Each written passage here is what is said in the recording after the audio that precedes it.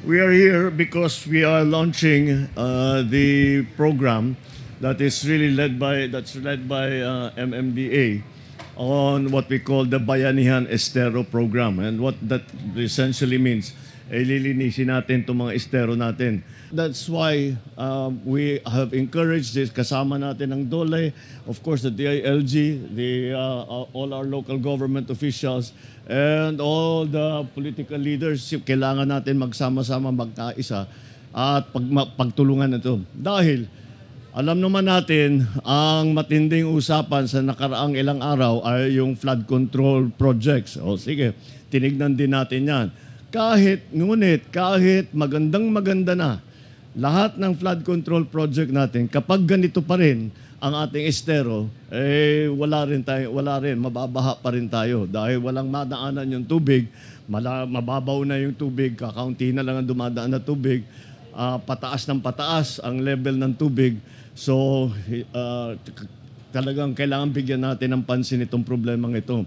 And this is our response. At maganda naman dahil mula nung inasimulan natin, there were 23 esteros that we wanted to clear. Bago dumating ang krising, nakapag-clear na tayo ng 1 dosena, 12 estero na nalinis na natin.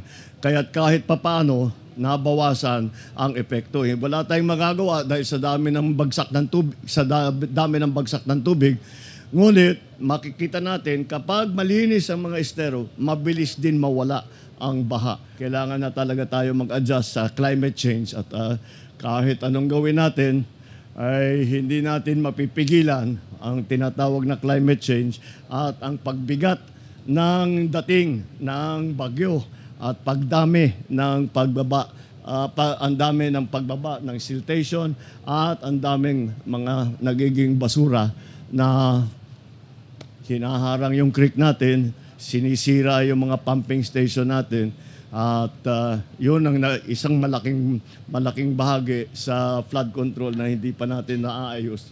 Ngayon na inaayos na natin.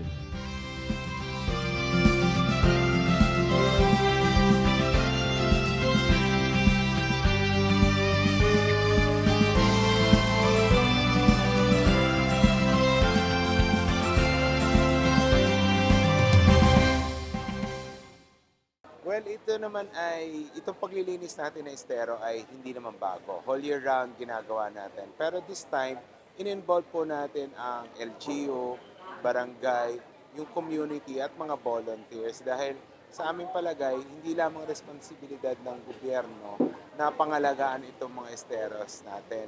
Ano bang importance nitong esteros natin? Itong mga esteros po natin, ang nagko-convey ng tubig, ulan, mula sa pamayanan, papunta po sa ating mga pumping stations. Tulad po nitong lugar natin ngayon, kung saan tayo narito, ito po yung Bully Creek. 5 barangays po dito sa Pasig ang kanyang tinatraverse.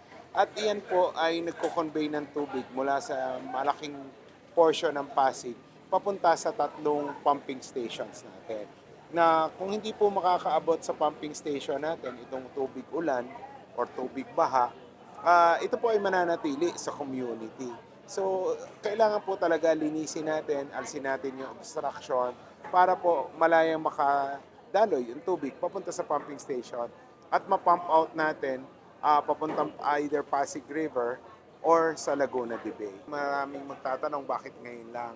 Ka-acquire lang po kasi namin ng mga bagong equipments para po gawin na to by administration. So, instead na kino-contract out pa po natin yung paglilinis itong mga esteros na to, ay tayo na po mismo sa MMDA ang maglilinis kasama nga po yung private sector at yung mga volunteers.